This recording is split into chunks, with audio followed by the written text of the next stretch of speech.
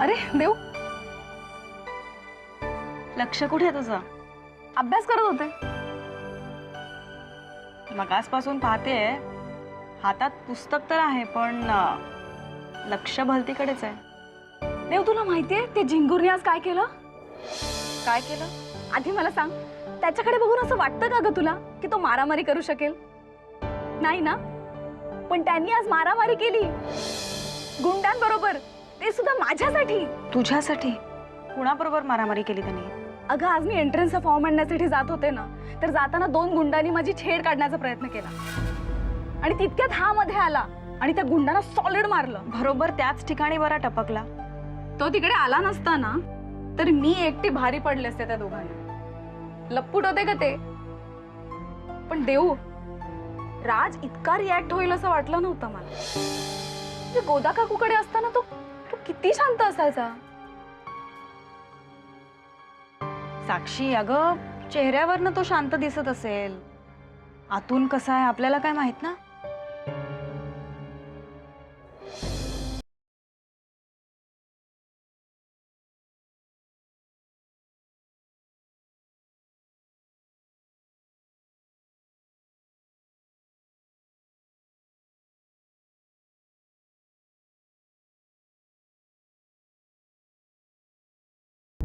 विश्वासघात आणि घातपात या दोघांमधला जो फरक आहे ना, तोच फरक आहे अनोळखी आणि ओळखीच्या माणसांमधला.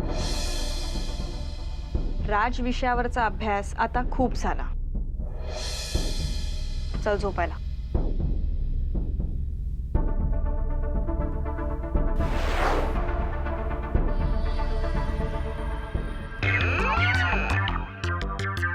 Image, changing your lifestyle.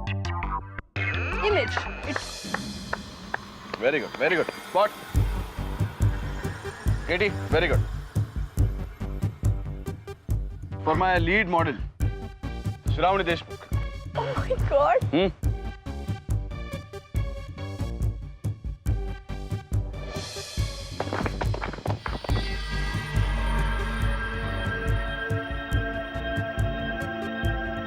Shravani's mother.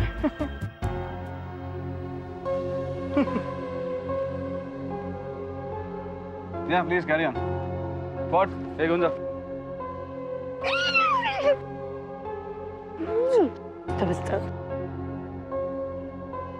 One more करते हैं. Okay. तो yeah.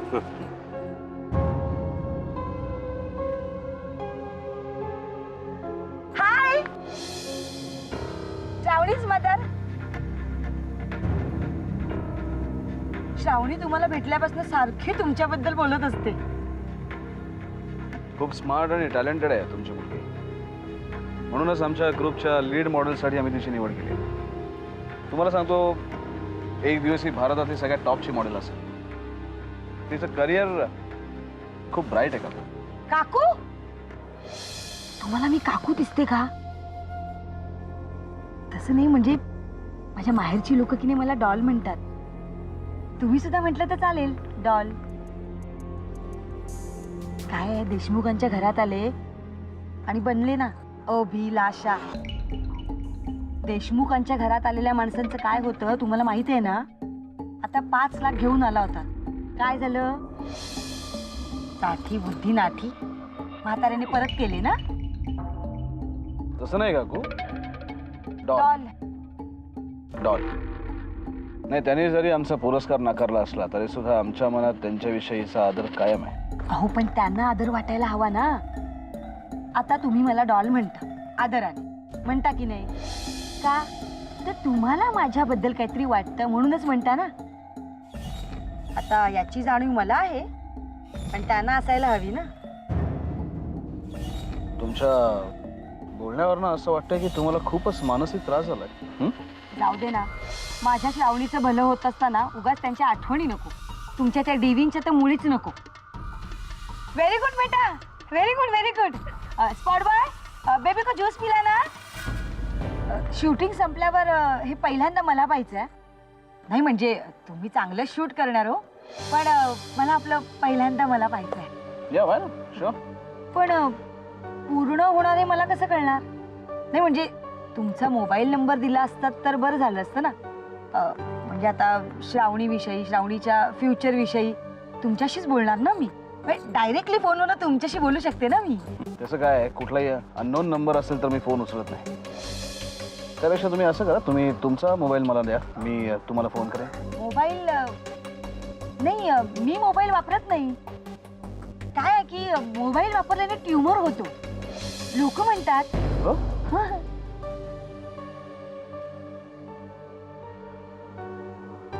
श्रावणीचे वडील काय करतात? त्यांच्याच बापाच्या वळणावर गेले. मास्तरकी करू नो, त्यांचे हे दळबद्री गुण आहेत ना त्यांच्या पुढच्या पिढीत सुद्धा उतरले. म्हणून मी माझ्या श्रावणीला त्यांच्यापासून वेगळं केलंय. हो, नाहीतर ती सुद्धा त्या देवयानी सारखी मास्तरीण व्हायची. या देवयानीचे वडील काय करतात? आर्मीत होते. त्यांच्या संसाराचं ओझं आमच्यावर टाकून कुठे पळून गेलेत कुणास ठाऊक. महागाईच्या दिवसात आणि मास्तरकीच्या पेशात 3-3 जणींना पोसायचं म्हणजे खाऊ आहे का? आता मुलीचं करिअर बघायचं की या 3 जणींना बघायचं? या. आता तुमच्यासारखी देव माणसं भेटतात म्हणून चाललंय सगळं. सॉरी हा, नाही म्हणजे खूपच बोलले मी. उगाच तुम्हाला त्रास झाला. नाही, अजिबात नाही. आम्हाला काहीच त्रास नाही. उलट तुम्ही खूप मनापासून मोकळेपणाने बोलला.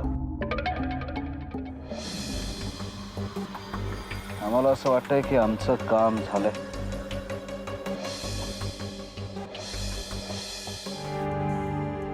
देव, what is the definition of success? असं का विचारतोयस? कारण याचं उत्तर मिळालं तरच मी का जगतोय याचं उत्तर मिळणार आहे मला. काय झालं? बाबांबद्दल बाहेर काय बोललं जातं तुला माहिती आहेच. ते सगळं मी त्यांना सांगायला गेलो. सगळा राग बाबांच्यावर काढला. पण बाबांची बाजू योग्य असतानाही त्यांची बाजू घेऊन मी लोकांशी नाही भांडू शकलो.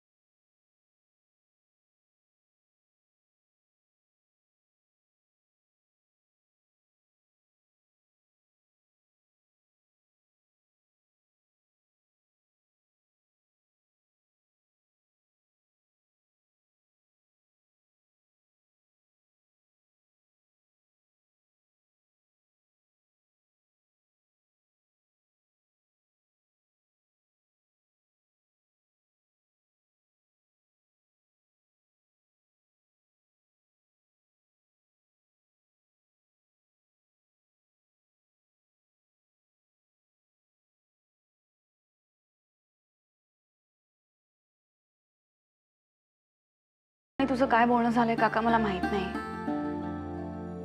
पण एक खात्री मी देते तुला, दादू तुला कधीच चुकीचं ठरवणार नाही.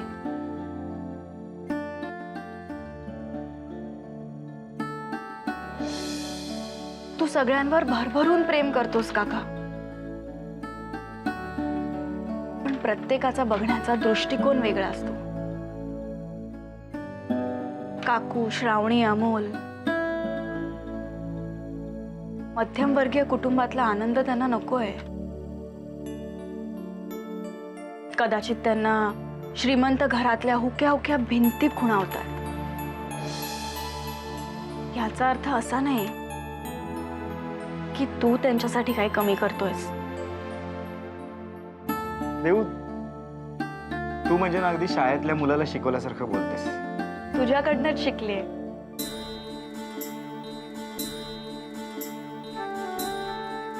चल आज जाऊया.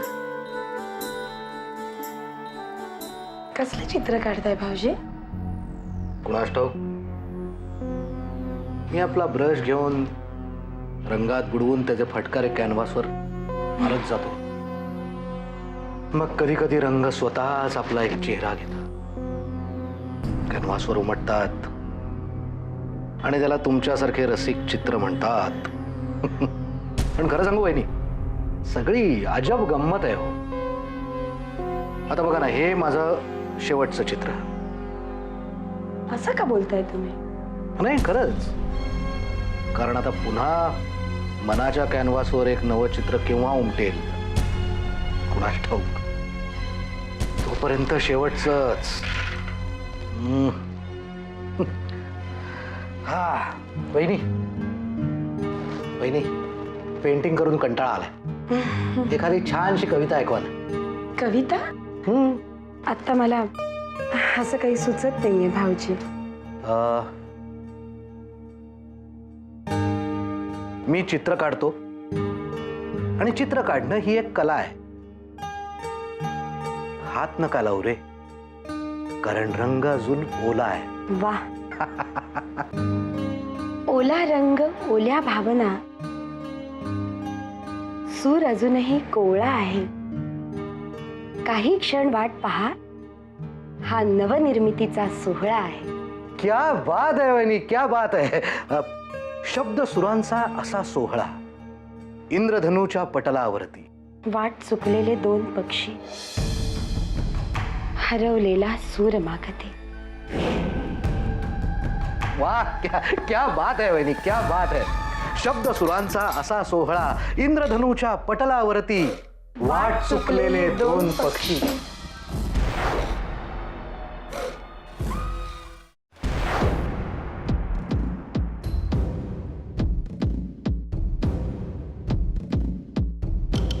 हसणारा तो पक्षी आता जटायूचे रूप घेतो. हसणारा तो पक्षी आता जटायूचे रूप घेतो. पंख त्याचे छाटण्यास रावणाचा दूत येतो.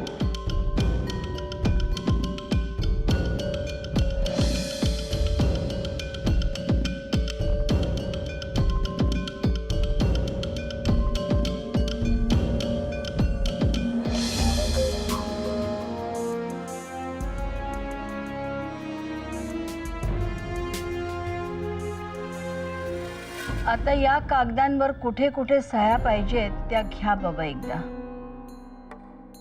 उद्या आम्ही असू किंवा नसू,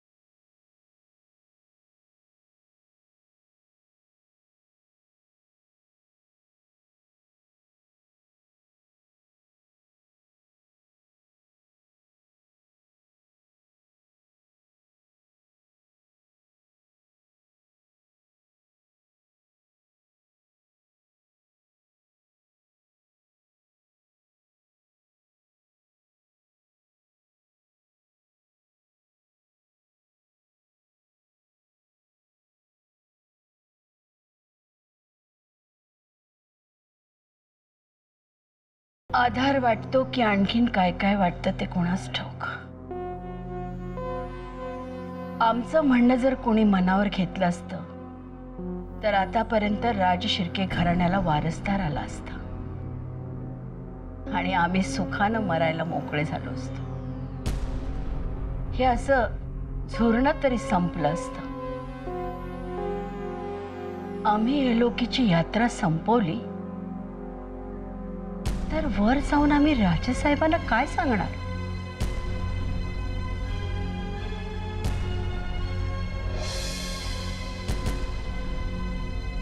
राज शिर्के घराण्याला निसंतान पाहून आले. राजेसाहेब तर गेले आणि आम्हाला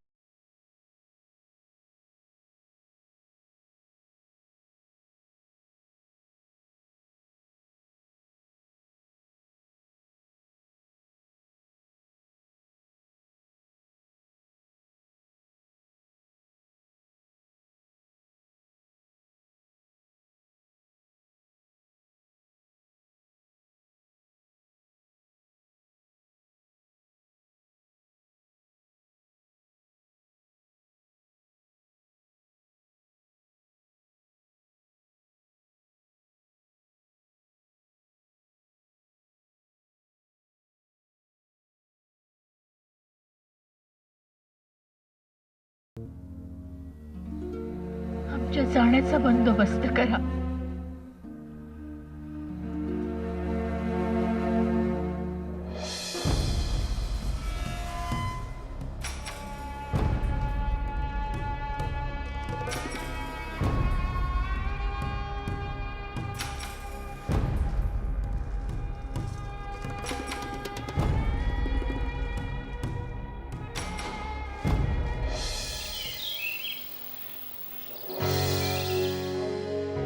good morning Makarand. Good morning बाबा. हा, तुमच्यासाठी कोर्टाकडून पत्र आलंय. कोर्टाचं पत्र बघू.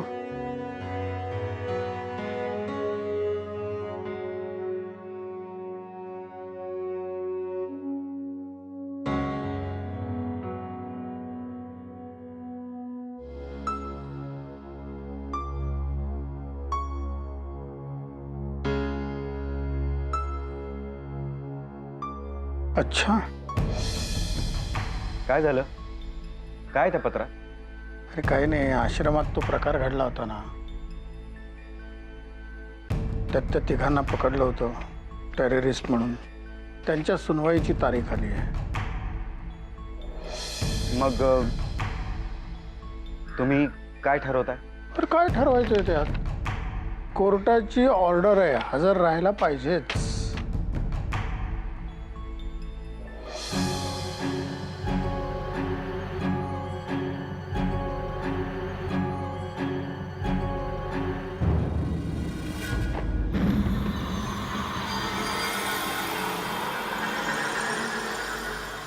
देवयानी देशमुख.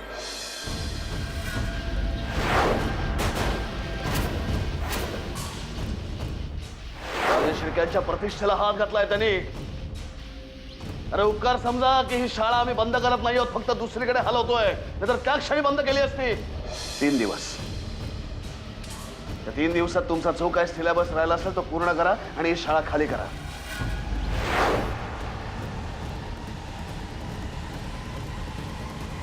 तीन दिवस, फक्त 3 दिवस. त्याहीपेक्षा शर्मेची आणि लाजीरवाणी गोष्ट ही आहे की त्यांच्या या नशेत चूर झालेल्या नातीला सांभाळायला त्यांच्या परिवारातील 2 मुलींना म्हणजे तिच्या बहिणीला इथे यावं लागतं. आम्हाला कळत नाही त्यांच्या घरात कोणी पुरुष आहे की नाही.